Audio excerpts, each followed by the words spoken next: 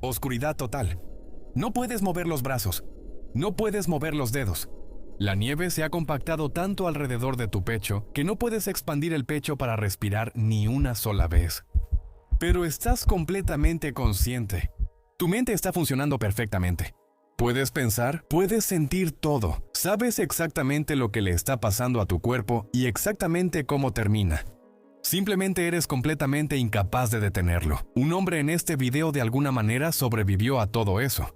Pasó 5 horas construyendo una cuerda solo con sus dientes y una mano funcional, y llegó a estar a 15 centímetros de las manos extendidas del equipo de rescate.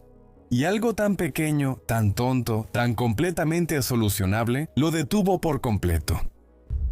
En cada una de las historias de esta lista, la avalancha ni siquiera fue la peor parte. Bienvenido a lo extremo. Olvida todo lo que las películas te han enseñado sobre la nieve. Una avalancha no es una ola suave y esponjosa de la que puedas simplemente nadar para salir. Son millones de libras de energía cinética acelerando hasta 130 kilómetros por hora, llevando la fuerza contundente de un tren de carga fuera de control. Si el puro impacto no te parte la columna o te aplasta el cráneo contra las rocas, las consecuencias lo harán. En el momento en que los escombros deslizándose dejan de moverse, la intensa fricción los comprime y los vuelve a congelar al instante. Te encierra dentro de una tumba completamente oscura de hielo sólido, apretando tan fuerte contra tu pecho que literalmente no puedes expandir la caja torácica para tomar ni un solo respiro. Hoy en día tenemos pronósticos de avalanchas altamente sofisticados. Los expertos cavan pozos de prueba para medir la estabilidad del manto de nieve, rastrean las cargas de viento y emiten niveles estrictos de peligro. Los alpinistas modernos saben que deben escuchar el sonido hueco de un uhump cuando colapsa una capa de nieve o buscar grietas que se extienden rápidamente en el hielo. Y aunque hoy en día hay advertencias, algunas pueden desencadenarse en ese mismo instante. Son muy impredecibles, verás a lo que me refiero si sigues mirando. Pero la primera avalancha de la lista ocurrió el 22 de julio de 1936. No había boletines diarios, ni radares satelitales, ni balizas para avalanchas. Tony Kurtz no era un alpinista común y corriente.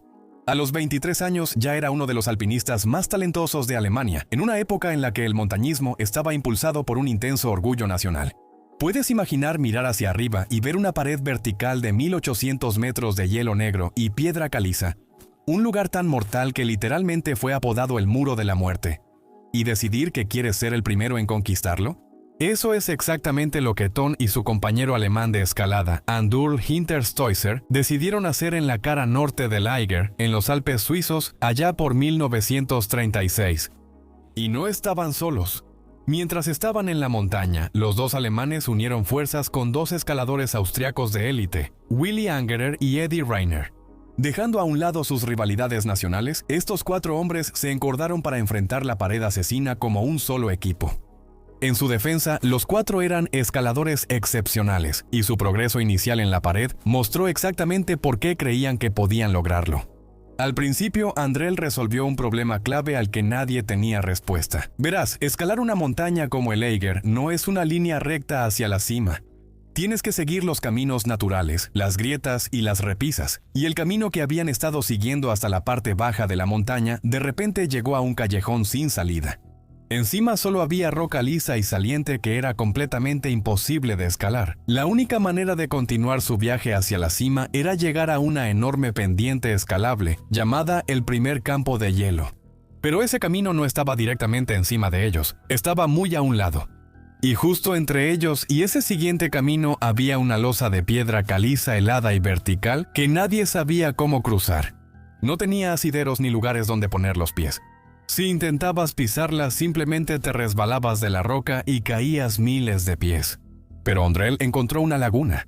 Justo al lado de esta losa lisa había una pequeña grieta vertical en la roca. En vez de intentar cruzar, Andrel subió. Metió sus dedos y botas en esta estrecha grieta y con mucho esfuerzo trepó directamente por la pared hasta quedar muy por encima de la sección imposible. Luego clavó una estaca de metal en la roca, pasó su cuerda por ella y se bajó de nuevo. Ahora, con la cuerda firmemente anclada muy por encima de él, podía inclinar todo el peso de su cuerpo hacia afuera sobre el abismo. Usando la tensión de la cuerda, corrió de lado sobre el hielo liso, balanceándose como un péndulo hasta que finalmente sus botas encontraron un saliente seguro al otro lado. Una vez que cruzó, tensó la cuerda y aseguró su extremo. Ahora el equipo tenía una línea de vida horizontal que atravesaba el abismo imposible. Todo lo que tenían que hacer era agarrar esa cuerda tensa, inclinar su peso corporal hacia atrás sobre una caída de 600 metros y deslizar sus pies de lado sobre el hielo liso, jalándose por la cuerda, pasando una mano delante de la otra. Fue brillante y funcionó. Cuando superaron esta sección previamente inescalable y subieron más alto, volvieron a subir las cuerdas con ellos. Era una práctica estándar porque no dejas tu equipo en la montaña. No tenían idea de que eso les costaría la vida, porque mientras subían, rápidamente se dieron cuenta de por qué la cara norte se llama la pared asesina. Debido a su enorme forma cóncava, el Eiger actúa como un enorme guante de receptor para cualquier sistema de tormentas que pase por los Alpes, literalmente creando su propio microclima violento. La roca en sí es piedra caliza quebradiza. A medida que la humedad se filtra en las grietas y se congela, la montaña se fractura constantemente, provocando desprendimientos de rocas repentinos que caen por la pared como fuego de artillería al azar. Y la nieve pesada, así como las rocas sueltas e inestables, significa que la capa de nieve en la parte superior de la pared está cargada e inestable. En otras palabras, condiciones perfectas para una avalancha. Justo cuando Kurtz y los demás estaban subiendo más alto por la cara norte, una roca cayó y golpeó a Willy Angerer directamente en la cabeza, causándole una herida grave. Y así, de repente, toda la misión cambió. Olvídense de la cima. El único objetivo ahora era sacar a Willy de esta montaña con vida. Así que dieron la vuelta y empezaron a luchar para bajar de nuevo. Y debo mencionar que no fue una retirada limpia ni tranquila, porque cuando empezaron a descender, una tormenta de nieve masiva y localizada se tragó la montaña. Las temperaturas bajaron significativamente. El viento aullaba tan fuerte que se volvió una fuerza física pesada, tratando activamente de arrancarlos de la roca. Cada paso era una batalla. Tuvieron que luchar solo para levantar una bota congelada, apoyando todo su cuerpo contra ráfagas repentinas y violentas que intentaban arrancarlos de la pared y arrojarlos montaña abajo.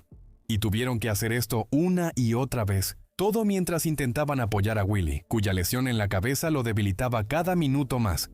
A través de ese infierno absoluto, lograron abrirse paso de regreso hasta esa losa de piedra caliza que Undrell había identificado en el ascenso. Y fue ahí donde se toparon con un problema para el que nadie se había preparado.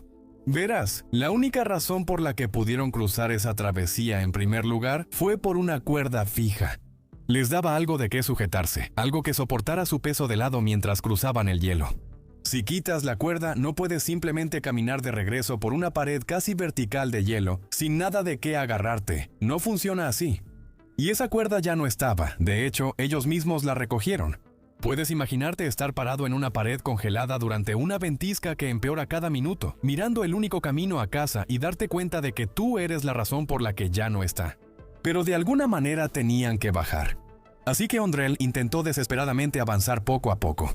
Pero sin esa cuerda fija para sujetarse, era físicamente intransitable. Atrapados en una ceguera blanca total y con la condición de Willy empeorando cada minuto, la única opción desesperada que les quedaba era descender en rappel directamente por la cara vertical y muy expuesta de la montaña, esperando poder encontrar una cornisa. Ahora, para entender exactamente lo que sucede después, recuerda que esto fue en 1936. No tenían los arneses de escalada acolchonados y de alta tecnología que tenemos hoy en día, que distribuyen el peso del escalador durante una caída. Un arnés en ese entonces era literalmente solo una cuerda gruesa de cáñamo tejida, atada directamente alrededor de tu pecho o cintura y enganchada a un mosquetón simple y angosto de metal. Así que imagínatelo si puedes. El puente de cuerda horizontal que necesitaban ya no estaba, pero los 4 hombres seguían atados directamente entre sí desde el principio de la escalada. Porque en el montañismo en grupo también tienes una cuerda personal de escalada. Esta es la línea de vida que ata a todos los escaladores directamente entre sí. Así que si una persona cae, los demás pueden detener su caída. Estos eran 4 hombres exhaustos y con congelamiento, descendiendo en rapel por una pared casi vertical de hielo, en medio de una tormenta de nieve furiosa. Sin nada entre ellos y una caída de 600 metros, solo la cuerda primitiva y continua que conectaba sus cuerpos y esos pequeños mosquetones estrechos. Y justo en ese momento, lo peor que podía pasar en una montaña como esta, sucedió. Un profundo y bajo retumbo hizo vibrar la roca bajo sus botas, seguido instantáneamente por un sonido como el de un tren de carga que se abalanzaba directamente hacia ellos desde la niebla. Muy por encima de ellos, la ventisca había sobrecargado un canalón empinado y estrecho, y una enorme losa de nieve se había desprendido, provocando una avalancha masiva. Bajó por el Eiger, moviéndose a velocidades de autopista, y chocó contra la cordada con una violencia absolutamente demoledora. Ondrell, en ese momento, estaba momentáneamente sin anclaje porque intentaba preparar el siguiente rapel. Nunca tuvo oportunidad. La pura fuerza cinética de la pared helada lo arrancó por completo de la pared de la montaña. Cayó miles de pies directo a su muerte. Pero de nuevo, todos estaban atados a la misma cuerda de cáñamo, así que todo el peso de su cuerpo se convirtió en un enorme y violento ancla, cayendo al abismo. Mientras caía, Willy Angerer, el siguiente escalador atado directamente a él, fue jalado con tal velocidad aterradora que fue golpeado de cabeza contra la pared de roca sólida, muriendo al instante. Encima de ellos estaba Eddie Rayner. Ahora, la cuerda que conectaba a estos escaladores estaba pasada por un anillo de metal clavado en la roca, muy por encima de la cabeza de Eddie. Así que cuando los dos hombres cayeron, su peso muerto actuó como una polea y jaló a Eddie hacia arriba con una fuerza aterradora.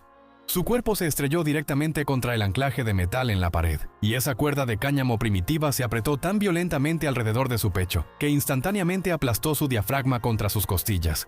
No podía expandir sus pulmones para tomar ni un solo respiro. En cuestión de minutos se asfixió. Por pura casualidad, Tony estaba atado a la cuerda justo entre Eddie, que estaba arriba de él, y Willy, que estaba debajo de él. Cuando la avalancha golpeó, la enorme ola de nieve derribó por completo a Tony y lo lanzó hacia atrás, al vacío.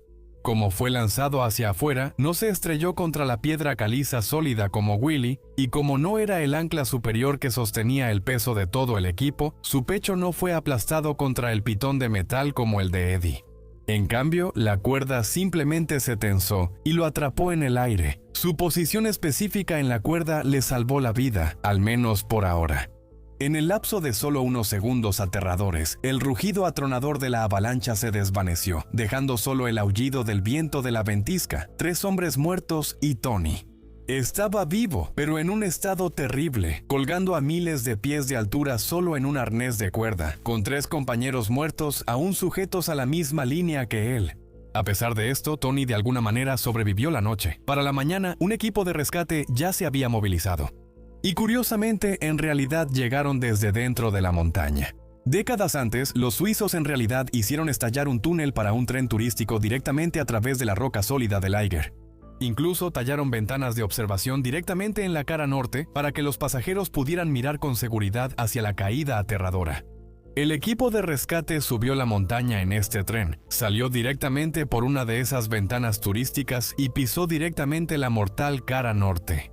Descubrieron que su posición estaba a unos 45 metros directamente debajo de Tony, lo suficientemente cerca como para escucharlo, lo suficientemente cerca como para gritarle, pero había un gran problema. Sí, estaban cerca, pero justo entre ellos había una enorme grieta extraplomada llena de hielo que era completamente imposible de escalar. Los rescatistas no podían llegar hasta él. Si Tony quería sobrevivir, iba a tener que bajarse hasta ellos. Pero Tony estaba en muy mal estado. Durante la noche perdió uno de sus guantes en la tormenta de nieve. Su brazo izquierdo estaba gravemente congelado y completamente inútil, y sus botas estaban cubiertas por bloques sólidos de hielo. Peor aún, estaba sufriendo un trauma extremo por suspensión. Porque estaba colgando solo en ese arnés de cuerda primitivo, el arnés le estaba cortando la circulación. La sangre en sus piernas se estaba acumulando y volviéndose tóxica, y la presión constante en su pecho lo estaba asfixiando lentamente. Para bajar, Tony realizó lo que todavía se considera una de las hazañas de resistencia más sobrehumanas en la historia de la escalada. Primero, usando un cuchillo con los dientes y su única mano funcional, logró liberar el cuerpo de Willy. Luego, con muy poca energía restante, subió por la cuerda helada hasta Eddie. Se liberó y comenzó la tarea imposible de desenredar las hebras individuales de su gruesa cuerda de cáñamo. Durante 5 agotadoras horas, desenredó meticulosamente las fibras congeladas con los dientes y su única mano buena, atándolas de extremo a extremo para crear una cuerda lo suficientemente larga como para dejarla caer hasta los rescatistas. Cuando finalmente bajó esta cuerda improvisada, Los guías de rescate ataron una cuerda de escalada nueva y pesada para que Tony pudiera subirla y descender en rappel hasta ponerse a salvo. Pero abajo, los rescatistas se encontraron con otro problema. Su cuerda de escalada era un poco demasiado corta para alcanzar la distancia necesaria. Así que, para hacerla lo suficientemente larga, ataron apresuradamente 2 cuerdas, dejando un nudo grueso de unión justo en medio de la línea. Tony jaló la cuerda pesada hacia arriba, se ancló a ella y finalmente comenzó su descenso. Centímetro a centímetro se deslizó por la pared helada y vertical. Se acercó tanto que sus botas colgantes estaban literalmente a solo unos centímetros de las manos extendidas de los guías de rescate. Podían mirarlo a los ojos. Le decían que ya estaba a salvo. Mientras se deslizaba hacia abajo, el nudo donde los rescatistas habían atado las 2 cuerdas finalmente llegó a un pequeño mosquetón metálico en su arnés y se atascó. Debido a que todo el peso del cuerpo de Tony estaba colgando de la cuerda, el nudo se apretó increíblemente, convirtiéndose en un bloque sólido de hielo. Y en la década de 1930, esos clips de metal para escalar eran muy pequeños. Simplemente no había manera de que un nudo tan grueso pudiera pasar por ese pequeño anillo de metal. Hoy en día, los rescatistas tienen herramientas especiales para levantar el peso de un escalador y arreglar fácilmente un nudo atascado como este. Pero Tony no tenía nada de eso. Solo tenía su propia fuerza, que se estaba desvaneciendo. Durante lo que pareció una eternidad, el equipo de rescate observó impotente mientras Tony luchaba por su vida.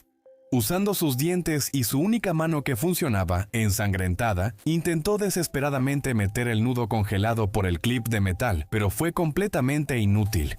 El nudo simplemente era demasiado grande y la abertura era demasiado pequeña. Agotado, congelándose y mirando a los hombres que literalmente estaban lo suficientemente cerca como para tocar sus zapatos, Tony dejó de luchar. Miró hacia abajo a los guías, murmuró, «Ya no puedo continuar», y lentamente se desplomó hacia adelante en su arnés. Y ese fue el final. Morir en una montaña es una cosa, pero hay algo especialmente devastador en la forma en que Tony Kurtz perdió la vida. No fue la fuerza lo que lo mató. Simplemente murió congelado en el aire, a solo unos centímetros de las cálidas manos de un equipo de rescate.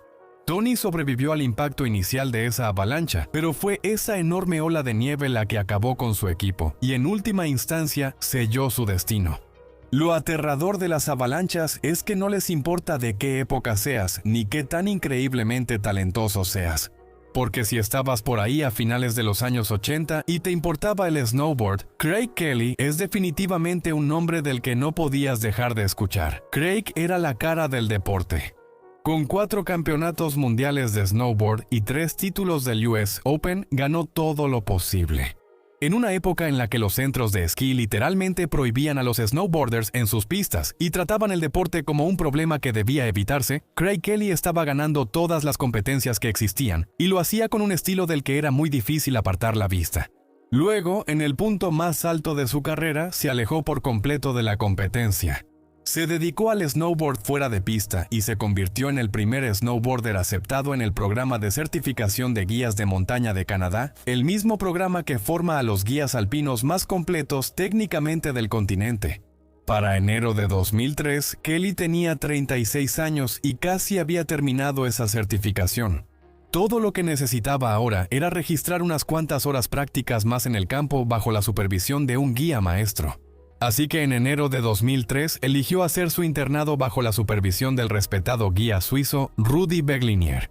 Y para el 20 de enero Craig ya estaba en el glaciar Duren, en las montañas Selkirk de Columbia Británica, cubiertas de nieve. Estaba actuando como guía en entrenamiento para un grupo de 21 personas, y su objetivo ese día era subir a una cima llamada Frohnau. Era una ruta que Rudi había hecho docenas de veces sin incidentes. Ahora, esa misma mañana, la Asociación Canadiense de Avalanchas había calificado las probabilidades de una avalancha en esa área como considerables. Para ser justos, considerable no es la peor calificación, pero sí significa que hay nieve inestable y que el peso de una sola persona cruzando la pendiente equivocada puede ser suficiente para desencadenar un deslizamiento. Rudi vio el boletín, pero 3 días antes había cavado una fosa de prueba en una pendiente cercana y no encontró nada alarmante. La nieve se sentía, en sus propias palabras, muy firme, muy estable, así que puedes imaginarte cuánto valoró esa advertencia. Tampoco estaba suscrito a la red privada, donde los guías de picos vecinos compartían que estaban viendo nieve caer en lugares que no tenían sentido. y avalanchas naturales ocurriendo en los mismos ángulos de pendiente que Rudy estaba a punto de escalar. Así que el grupo partió, pero aproximadamente 2 horas después, el clima cambió y la visibilidad disminuyó. Los fuertes vientos y la baja visibilidad hicieron que Rudy considerara lo que parecía una alternativa inteligente y sensata. En lugar de seguir adelante, el grupo iría a un lugar más protegido cercano llamado La Traviata. Rudy lo había esquiado cientos de veces. Las altas paredes del couloir los protegerían del viento. Tenía todo el sentido del mundo.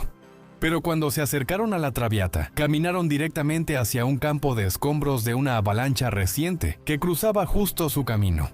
Estoy hablando de bloques de nieve, algunos del tamaño de autos pequeños, esparcidos por toda la montaña. Ahora, para cualquier esquiador de travesía, ver escombros frescos de una avalancha es como si la montaña literalmente te estuviera gritando que des la vuelta. Es una prueba absoluta e innegable de que el manto de nieve en esa área exacta está fallando activamente. Probablemente estás viendo esto y pensando, ¿por qué demonios no simplemente empacaron y se fueron a casa en ese momento? Pero la psicología humana en las montañas es algo muy peligroso.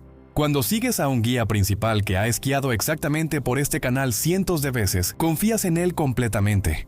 Asumes que él ve algo que tú no ves. Así que cuando Rudy evaluó los escombros, determinó que la pendiente de arriba seguía siendo segura y continuó subiendo. El grupo de 21 personas lo siguió sin cuestionarlo. Para las 10:35 am ya estaban dentro de la Traviata West Couloir. Es una ranura angosta, estrecha en la base y más ancha en la parte superior, creada por la naturaleza para canalizar todo lo que se desprende desde arriba directamente hacia el fondo, sin ningún lugar a dónde ir. La decisión correcta era que pasara una persona a la vez. Pero Rudy había esquiado este canalón cientos de veces, así que mandó a las 21 personas al mismo tiempo, separadas por 2 metros, con Craig siendo el penúltimo. Por un rato todo parecía estar bien, pero a las 10:45 am, un crujido repentino y ensordecedor resonó por todo el valle cuando una losa de nieve absolutamente enorme se fracturó justo encima del grupo. Y no solo fue un pequeño deslizamiento. 19,000 toneladas de nieve se desprendieron y cayeron a 100 kilómetros por hora. El peso y la velocidad de la avalancha golpearon a Craig con fuerza. Fue arrastrado y llevado hasta la base del couloir. Debido a las paredes estrechas, la nieve no pudo dispersarse. Se acumuló directamente sobre él. Y hay algo aterrador que ocurre cuando una avalancha finalmente deja de moverse al pie de una pendiente. Mientras la nieve se desliza por la montaña, la inmensa fricción del movimiento la calienta lo suficiente como para derretirla un poco. Pero en el mismo instante en que la nieve se detiene, esos escombros húmedos y pesados se vuelven a congelar al instante. Se convierte en hielo sólido, como si estuvieras enterrado en concreto desecado rápido. No puedes cavar, ni siquiera puedes mover los dedos. Y si la nieve se compacta fuertemente alrededor de tu pecho, literalmente no puedes expandir los pulmones para tomar otra bocanada. Craig estaba enterrado a 3 metros de profundidad. A esa profundidad, la presión sobre su pecho era como tener 3 autobuses escolares estacionados encima de él. Te dejo hacer las cuentas. Los sobrevivientes que no habían quedado atrapados en la avalancha agarraron frenéticamente sus palas y sondas de avalancha y comenzaron a buscar. Lograron sacar a algunas personas con vida, pero cuando finalmente cavaron y llegaron hasta Craig Kelly, ya era demasiado tarde. Atrapado en un molde congelado de su propio cuerpo, en total oscuridad, el mejor snowboarder del mundo murió asfixiado. La muerte de Craig provocó una conmoción que cambió por completo la cultura de las salidas fuera de pista para siempre. El desastre obligó a la industria de los guías a reducir drásticamente el tamaño de los grupos, a impulsar agresivamente el uso de mochilas inflables para avalanchas, estas mochilas especiales con un cordón de tracción que despliega un enorme globo y permite que quien la lleva flote sobre la nieve en movimiento, en lugar de ser arrastrado y quedar sepultado vivo en caso de una avalancha. Lo más importante es que ahora la industria de los guías intenta activamente crear una cultura en la que cualquier persona del grupo sea alentada a hablar y detener la escalada si algo no se siente bien. Craig Kelly murió confiando en un hombre con un historial perfecto, en una pendiente de la que nunca había dudado. Pero de lo que nadie habló después, ni públicamente ni durante años, fue que Craig no era el único que sabía que algo andaba mal esa mañana. Alguien más también lo sintió. Lo que costó ese silencio y lo que se necesitó para finalmente romperlo, es una historia que tardó 11 años en contarse. Hice un video completo sobre la historia de Craig Kelly, pero a veces hablar no importa, porque a veces puedes hacer todo perfectamente bien, pero morir porque un completo desconocido cometió un error fatal que no tenía nada que ver contigo. Eso fue lo que pasó el 29 de enero de 2023. Kyle Smain, de 31 años, estaba terminando un viaje soñado en la zona rural de Japón. Kyle no era un aficionado. Él era un campeón mundial estadounidense de esquí y snowboard estilo libre, un tipo que había pasado toda su vida estudiando las montañas y sabía exactamente cómo moverse por ellas con seguridad. A finales de enero de 2023, Kyle estaba en Nagano, Japón, en un viaje de marketing de 10 días con su amigo y también esquiador profesional Adam Oh y el fotógrafo Grant Gunderson. Para el 29 de enero la sesión formal había terminado. Gunderson estaba exhausto y decidió dar por terminado el día, pero Kyle y Adam no estaban listos para detenerse. Verás, el esquí de travesía funciona de manera diferente a un centro de esquí normal. No hay telesillas. Subes la montaña a pie, bajas esquiando, y si quieres otra bajada, vuelves a subir caminando. A cada subida y bajada, los esquiadores le llaman una vuelta. Grant ya había hecho una con ellos, y eso fue suficiente para él. Kyle y Adam decidieron hacer una más. Sin cámaras, sin trabajo, solo dos amigos, una montaña hermosa y nieve que el mismo Kyle había descrito esa misma mañana como de una calidad increíble. ¿Puedes imaginar una decisión de tarde más normal? Así que los dos se pusieron las pieles de ascenso y empezaron a subir de nuevo por la ladera este del monte Hakuba Norikura. En la cima, se cruzaron con un grupo de esquiadores austriacos que también habían subido la misma montaña. Intercambiaron ese tipo de saludos con la cabeza que los esquiadores se dan en la montaña, y luego Kyle y Adam fueron los primeros en lanzarse. Esquiaron su línea de la misma manera que lo habían hecho en la vuelta anterior. Limpio, controlado, y hasta llegar a la cuenca plana al pie de la pendiente. Si nunca has esquiado fuera de pista antes, imagina esa cuenca como un tazón. Varias pendientes de diferentes direcciones desembocan en la misma zona baja y plana al fondo, como los ríos que alimentan un lago. Esa zona plana es donde te detienes, recuperas el aliento y cambias tu equipo de nuevo al modo de senderismo para la siguiente subida. Es el final natural de cada descenso. Tan natural, de hecho, que un grupo japonés había estado usando exactamente ese mismo lugar para practicar seguridad contra avalanchas en una vuelta anterior. Nadie pensó dos veces en quedarse ahí. Kyle y Adam llegaron al fondo de la cuenca y empezaron a cambiar su equipo. Habían terminado, la bajada había terminado. Probablemente estaban sonriendo por lo buena que estaba la nieve. Mientras se cambiaban, el segundo esquiador austriaco descendió por encima de ellos en una pendiente ligeramente diferente, hacia un lado que también desembocaba en la misma cuenca.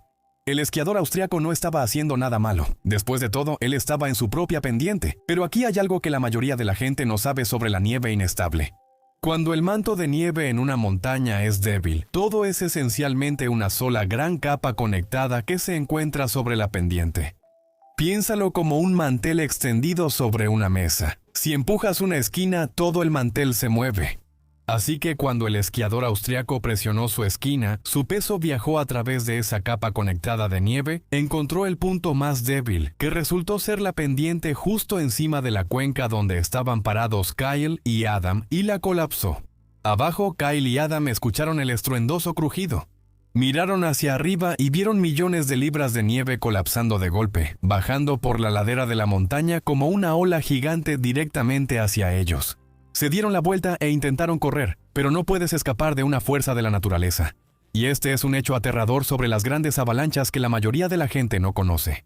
Mucho antes de que la nieve real te golpee, la avalancha empuja una pared de viento con fuerza de huracán delante de ella llamada onda expansiva. La explosión de aire golpeó a Kyle con una violencia explosiva tan inmensa que fue lanzado físicamente a 50 metros por el aire antes de que la avalancha siquiera lo alcanzara. Su amigo Adam quedó sepultado bajo 1,5 metros de nieve. Por un verdadero milagro, 25 minutos después, un par de guías de montaña canadienses que estaban en la zona con un grupo de médicos y enfermeros de emergencia vieron los escombros, sacaron sus palas y desenterraron a Adam completamente ileso. Pero Kyle seguía sepultado en algún lugar de esa cuenca. Los mismos médicos comenzaron a atenderlo en cuanto lo encontraron. Ya era demasiado tarde. Él y el desconocido que había provocado la avalancha perdieron la vida en esa pendiente, pero el desconocido también era un esquiador querido. Su nombre era Cristóbal Schöfeger. Él también perdió la vida, simplemente haciendo algo que siempre había hecho desde que era niño. Mientras que los niños en Estados Unidos aprenden a andar en bicicleta, en Austria, los niños aprenden a esquiar. La historia de Kyle y Christoph es un recordatorio escalofriante de que una avalancha es un fenómeno completamente impredecible. No puedes anticiparla. Y lo aterrador es que a veces tú mismo puedes provocarla. Pero, ¿qué pasa cuando la montaña en la que mueres no es un enorme pico remoto en Asia, sino una pequeña y mundana pendiente en tu propio patio trasero? ¿Y qué pasa cuando eres un hombre que ha sobrevivido a cosas mucho, mucho peores? Eso nos lleva a la extraña y profundamente irónica historia de Jamie Pierre. El 25 de enero de 2006, en el Grand Targhee Ski Resort en Wyoming, un hombre llamado Jamie Pierre saltó de un acantilado de 255 pies en esquís. Eso es aproximadamente la altura de un edificio de 25 pisos hacia abajo. Cayó en la zona de aterrizaje, hizo un cráter tan profundo en la nieve que desapareció por completo, y salió solo con el labio cortado. Eso estableció el récord mundial de salto desde un acantilado. En los años que siguieron, Pierre se convirtió en uno de los esquiadores de alta montaña más conocidos del planeta. Era un habitual en las películas de esquí más importantes de la industria, y su nombre estaba asociado a saltos que otros esquiadores profesionales veían en video y admiraban en silencio. También era famoso por sentirse cómodo sin casco. Su razonamiento, que explicó en entrevistas más de una vez, le parecía perfectamente lógico. Si se trata de que mi cuerpo pase instantáneamente de velocidad terminal a cero, un casco no va a ayudar mucho. Cuando has sobrevivido a caer esquiando por un acantilado de 255 pies, es difícil discutir con ese tipo de razonamiento. Así que, 6 años después del salto récord, el 13 de noviembre de 2011, Pierre y un amigo condujeron hasta el Snowbird Ski Resort en Utah. El resort aún no había abierto para la temporada, pero eso no los detuvo. Tampoco revisaron el aviso de avalanchas antes de salir, el cual esa mañana marcaba el peligro entre considerable y alto en toda la cordillera Wasatch. Para ser honesto, dudo que eso los hubiera detenido de todos modos. En el centro de esquí, Jaime y un amigo decidieron subir caminando al circo peruano solo para tomar un poco de aire fresco y hacer unas bajadas tempranas. Era su terreno. Había recorrido estas pendientes incontables veces. Como era principios de noviembre, la capa de nieve era increíblemente delgada. La mayoría de los observadores casuales que miraban la montaña ese día asumirían que simplemente no había suficiente nieve para crear una avalancha mortal. Además, Jamie ni siquiera llevaba sus esquís habituales. Ese día había decidido usar una tabla de snowboard solo por diversión. Pequeño desvío. Cada mes hay una historia que nunca llega a YouTube. Está ahí si la quieres. Patreon, enlace abajo. Ahora, ¿en qué estábamos? Con su compañero observando, Jamie se lanzó por una pendiente de 40 grados. A los pocos segundos de comenzar su descenso, la pendiente movió una placa blanda de solo 35 a 50 centímetros de nieve de principios de temporada. Era relativamente pequeña, la verdad. Es el tipo de avalancha de la que los expertos en grandes montañas suelen salir sin pensarlo 2 veces. Pero la montaña lo atrapó. La nieve deslizándose arrastró a Jaime. Sus pies lo llevaron aproximadamente 240 metros cuesta abajo por el canal empinado. Como la nieve era tan delgada, no se deslizaba sobre una base profunda y protectora. Fue arrastrado sin piedad por rocas expuestas y dentadas antes de ser llevado por una pequeña franja de acantilado. Cuando llegaron los equipos de rescate, Jamie no estaba enterrado profundamente bajo el hielo como la mayoría de las víctimas de avalanchas. Solo estaba parcialmente cubierto, pero la avalancha había hecho su trabajo al actuar como una banda transportadora de alta velocidad sobre un rallador de queso. La mecánica de una avalancha delgada al inicio de la temporada es increíblemente brutal. En una avalancha a mediados del invierno, un esquiador podría ser empujado hacia una profunda y suave capa de nieve antes de que la avalancha se detenga. Pero al inicio de la temporada no hay ningún colchón. La pura energía cinética de la nieve en movimiento golpeó a Jaime contra el granito sólido con una fuerza imparable antes de arrojarlo por el borde. El hombre que milagrosamente había sobrevivido a una caída libre de 255 pies murió por un traumatismo contuso causado por una pequeña avalancha aparentemente inofensiva, justo en su propio patio trasero. La muerte de Jaime desató un gran debate en la comunidad de esquí sobre la normalización del riesgo. Es una mirada trágica de cómo incluso los mejores del mundo pueden bajar la guardia en territorio familiar. El momento en que miras una montaña y piensas, he hecho esto 1.000.000 de veces, no es tan malo. Es exactamente cuando la montaña te demuestra que estás equivocado. Pero mientras Jamie asumió voluntariamente el riesgo de estar en una montaña cerrada y sin patrullaje, ¿Qué pasa cuando pagas a un profesional para que te mantenga seguro y él te dice que ignores completamente el peligro? Y de todas las tragedias que estamos cubriendo hoy, esta podría ser la más indignante. Brian era un hombre de 51 años de Bend, Oregón. Y necesito dejarlo muy claro desde el principio. Brian no era un turista que se salió de los límites, era un experto absoluto. Tenía más de 40 años de experiencia en la nieve como ex campeón de esquí y era un querido entrenador de esquí juvenil. Pero más allá de su currículum, Brian era un hombre de familia. Tenía una hija de 11 años que lo adoraba y una esposa desde hace 13 años llamada Heather. Y trágicamente, justo en ese momento, Heather acababa de ser diagnosticada con cáncer de mama. Brian era su apoyo. Así que cuando salió hacia la montaña en marzo de 2025, su prioridad por encima de todo era regresar a casa con su familia. Brian reservó un viaje comercial de cat skiing en Mount Bailey, en Oregón. Ahora, cuando pagas miles de dólares por un viaje guiado de esquí fuera de pista, estás pagando por seguridad. Estás poniendo tu vida completamente en manos de profesionales que se supone conocen el terreno mejor que nadie. Pero detrás de escena, algo peligroso estaba ocurriendo.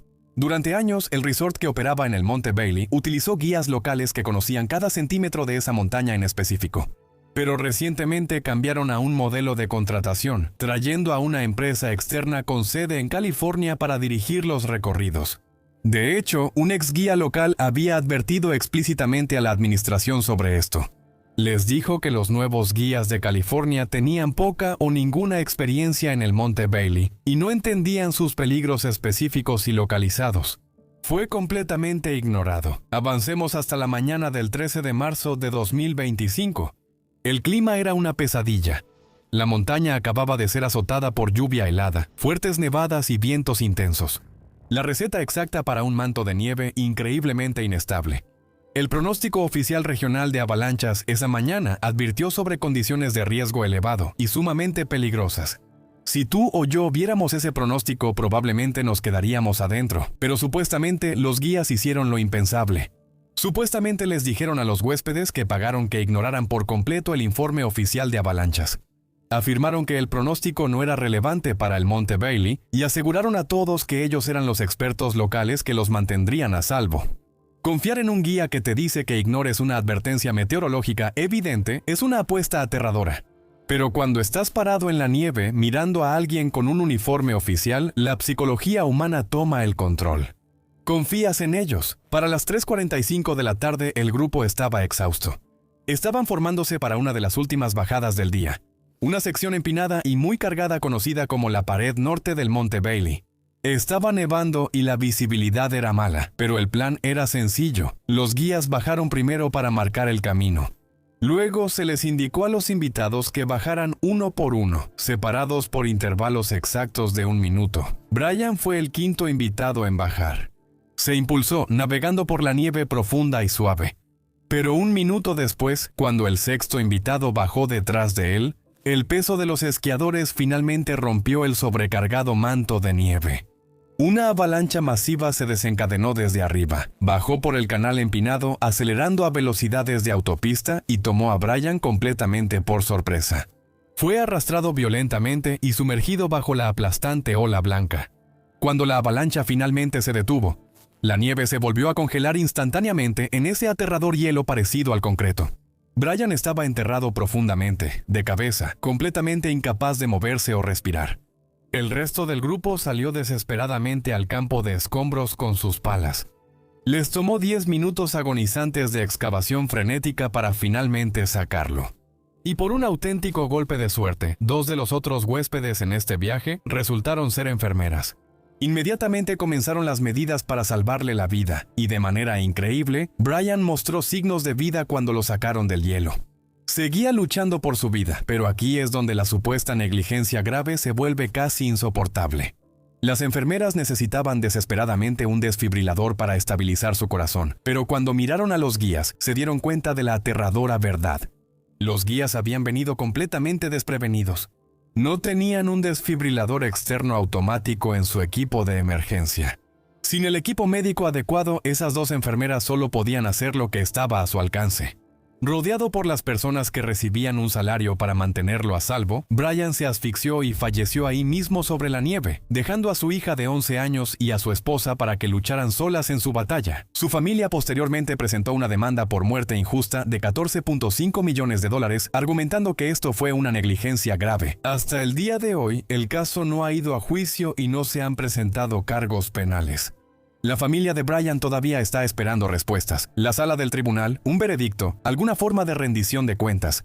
Pero no son la única familia obligada a luchar contra una enorme corporación de esquí por justicia. Porque cuando te adentras en lo más profundo del campo para esquiar, sabes que estás asumiendo un riesgo enorme. Sabes que la montaña es salvaje y que estás a kilómetros de la civilización, así que allá afuera aceptas cierto nivel de riesgo. Pero ¿qué pasa si estás en un resort de esquí comercial de miles de millones de dólares, bien cuidado y patrullado? Bueno, asumes que estás seguro. Asumes que la patrulla de esquí ha despejado las pistas, revisado la nieve y eliminado cualquier peligro. Eso probablemente es lo que pensaba Taft Conlin, de 13 años, en el resort de esquí de Vail el 22 de enero de 2012. Ahora, él no era un turista despistado de fuera de la ciudad que estaba tentando a la suerte en una montaña que no conocía. Taft era originario de Vail, Colorado, nacido y criado justo en el corazón de las montañas rocosas, y conocía bien las pistas del enorme resort de esquí de Vail, al menos para un chico local de 13 años. Por lo que dicen, era un esquiador increíblemente atlético y muy hábil, criado por padres profundamente arraigados en la comunidad local. Era el tipo de chico que vivía para las grandes tormentas de invierno, de esos que salían corriendo con sus amigos para buscar la nieve más profunda y fresca en cuanto los telesillas empezaban a funcionar. Y el 22 de enero de 2012, Taft salió precisamente para eso. Pero lo que no sabía era que el centro de esquí estaba viviendo lo que los esquiadores llaman un día épico de nieve-polvo. El centro de esquí acababa de ser azotado por una nevada intensa e incesante, dejando capas frescas y profundas por toda la montaña. Taft y dos de sus amigos estaban buscando esas líneas vírgenes y se dirigieron directamente hacia una sección notoriamente empinada y de nivel experto de la montaña conocida como la Prima Cornisa. Ahora, en los centros de esquí comerciales, las zonas peligrosas están bloqueadas con cuerdas y portones. Si una puerta está cerrada, significa que la patrulla de esquí ha determinado que el peligro de avalancha es demasiado alto y cruzarla es ilegal. Cuando Taft y sus amigos llegaron a la entrada superior de Prima Cornis, la puerta estaba cerrada.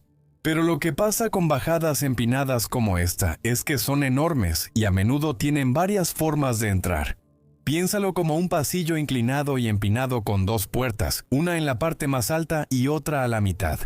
Como la puerta de arriba estaba cerrada, los chicos hicieron exactamente lo que pensaron que debían hacer.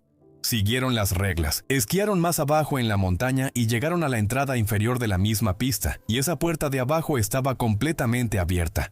Para un niño de 13 años y sinceramente para casi cualquier esquiador adulto en la montaña, una puerta abierta es una luz verde. Significa que el resort te está diciendo ¡adelante! Así que Taft y sus amigos pasaron por la puerta abierta. Una vez que los chicos pasaron por esa puerta abierta de abajo, se encontraron al pie de una enorme pared empinada de nieve con 40 grados de inclinación. Pero en vez de bajar esquiando, giraron sus esquís de lado y subieron caminando unos 36 metros directamente por esa pared empinada. En efecto, estaban subiendo de nuevo a la peligrosa sección superior de Prima Cornice, completamente inconscientes de que estaban metiéndose de lado en un manto de nieve cargado y sumamente inestable. Taft se detuvo justo en medio de esta empinada ladera cubierta de nieve polvo. Se acomodó junto a un gran árbol de abeto que se aferraba al costado de la montaña para recuperar el aliento y esperar a sus amigos. Mientras estaba ahí, la nieve debajo de él cedió por completo. La enorme avalancha de placas se fracturó con un estruendo ensordecedor justo donde estaba Taft. Tenía 90 metros de ancho, una corona de 45 centímetros, y se deslizó 120 metros cuesta abajo. Millones de libras de nieve pesada y húmeda bajaron por el canal empinado, llevándose a Taft con ellas junto con el alud. Lo arrastró violentamente a través de un denso grupo de árboles. Cuando la nieve finalmente se asentó y quedó en su lugar, Taft quedó sepultado con el pecho comprimido, completamente incapaz de respirar. Taft no estaba solo en el caos. Sus dos amigos también quedaron atrapados en la avalancha, pero milagrosamente lograron mantenerse cerca de la superficie de la ola de nieve y abrirse paso para salir una vez que se asentó. Golpeados y sangrando, los dos chicos inmediatamente comenzaron a buscar a Taft, donde lo vieron por última vez. Y cuando se dieron cuenta de que faltaba, corrieron a pedir ayuda tan rápido como pudieron y les dijeron que su amigo estaba desaparecido. La patrulla de esquí respondió de inmediato. Formaron líneas de sondeo, clavando largas varillas de metal profundamente en la nieve, esperando desesperadamente encontrar algo blando. Cuando finalmente lo encontraron y lo desenterraron, le realizaron RCP ahí mismo sobre la nieve, pero ya era demasiado tarde. Un niño de 13 años acaba de fallecer debido a una avalancha masiva, justo en medio de uno de los centros de esquí más seguros y vigilados del planeta. La muerte de Taft desató una enorme y amarga batalla legal entre sus padres afligidos y Vail Resorts. Sus padres demandaron al gigante del esquí por muerte por negligencia, buscando más de $700,000 en daños y perjuicios, pero dejaron en claro que esto no se trataba solo del dinero. Estaban luchando para forzar un cambio en los estándares de seguridad de los resorts. Sus padres argumentaron un punto que parece sentido común básico. Si la parte superior de un canalón empinado está completamente inestable y cerrada por peligro de avalancha, la puerta inferior de ese mismo canalón no debería dejarse completamente abierta. Los abogados del resort, por otro lado, argumentaron que al subir desde la puerta inferior, Taft técnicamente había salido de la zona segura y había regresado al área cerrada que el resort había señalado claramente como peligrosa.